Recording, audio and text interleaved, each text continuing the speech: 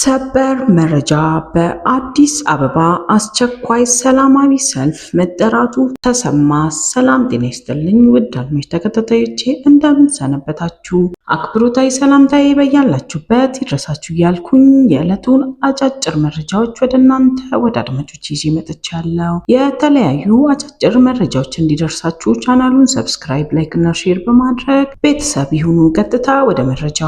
በትግራይ ክልል የህወሓት አመራሮች እና የፌዴራል መንግስት በደረሱበት አለመግባባት የተፈጠረውን ውጥረት ተከትሎ ዳግም ጦርነት እንዳይቀሰቀስ በአዲስ አበባ ሰላማዊ ሰልፍ ለማካሄድ መታቀዱን በትግራይ ለውጥ ፈላጊ የተባለ ስብስብ አስታውቋል። የፖለቲካ ፓርቲዎችና ተጽዕኖ ፈጣሪዎችን ያቀፈው ይህ ስብስብ ባለፈው ቅዳሜ በክልሉ ወቅታዊ ሁኔታና መፍትሄዎች ላይ ውይይት አካሂዷል። የለውጥ ፈላጊ ስብስቡ አባል ጋዜጠኛ ዳሞራ ያህያ በትግራይ ክልል በዳግም ጦርነት ደም መፋሰስ እንዳይፈጠርና ልዩነቶች በሰላማዊ እና በዲፕሎማሲያዊ መንገድ እንዲፈቱ ግፊት ማድረግ ያስፈልጋል ሲሉ ተናግረዋል።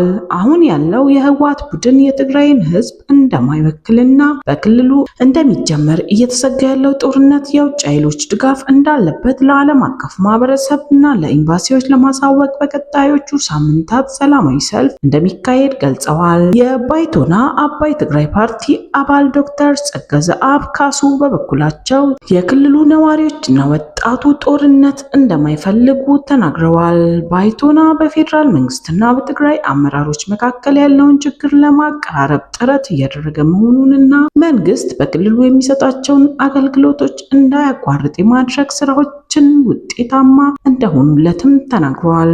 ጥቂት የስልጣን ፍላጎት ያላቸው ግለሰቦች የሚፈጥሩት ውጥረት የህዝቡ ፍላጎት አለመሆኑን ለማሳወቅ እየተሰራ እንደሆነ የተናገሩት ዶክተር ጸጋዘአብ ከፌዴራል መንግስት ጋር መስራት ግዴታ ነው ብለዋል። ስለተከታተላችሁኝ ከልብ አመሰግናለሁ። ሰናይ ጊዜ